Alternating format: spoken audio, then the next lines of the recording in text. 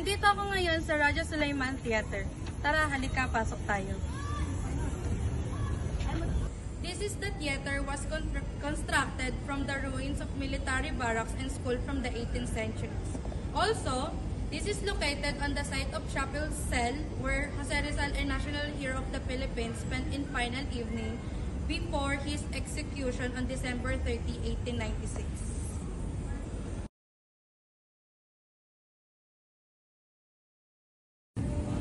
Magandang gabi sa inyong lahat. Andito tayo ngayon sa Baluarte de Santa Barbara. Tara na, halika na't pumasok tayo.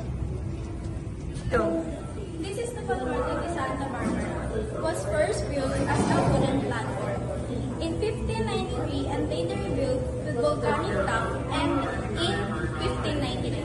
This is it. And it is located at the mouth of the Pasig River and was a strategic rampart of Fort Santiago. And here it is.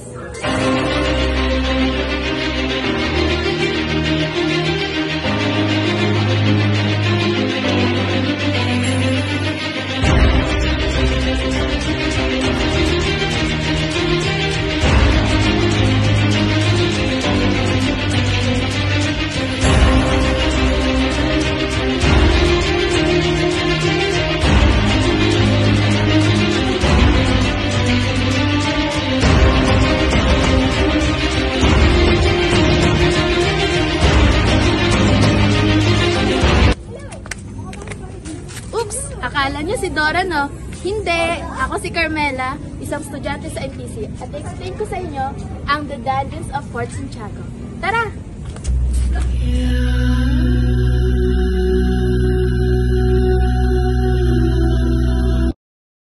At nandito na tayo sa loob.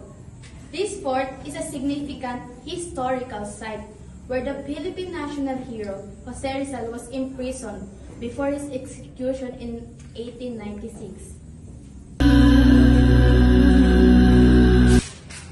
At nandito tayo sa pangalawang destinasyon. Dito pa rin yan sa Dajan. The dungeons of Fort Santiago were used as prisons during the Spanish colonial period and World War II, where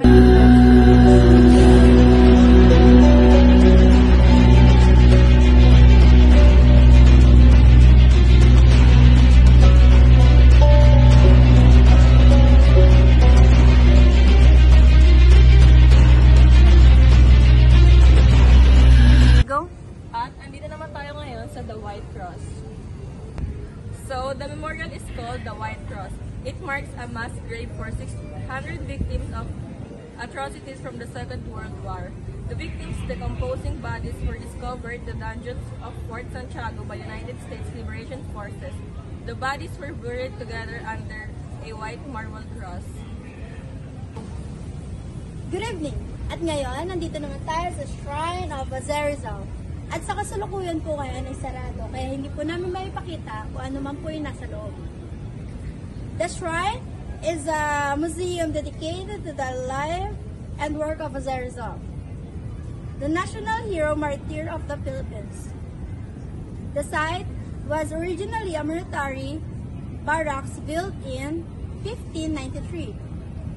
Rizal was imprisoned in a cell at this location from November 3 to December 29 in 1896 on charge of rebellion, sedition, and forming illegal societies.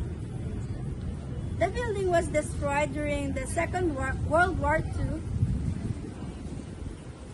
and was later partially turned to Rizal between 1952 and 1953.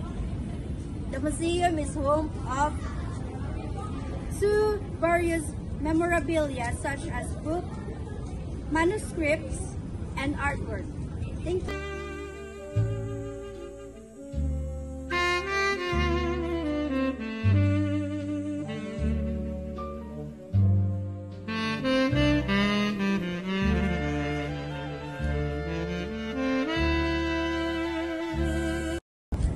Dito na nagtatapos ang aming vlog. Maraming salamat!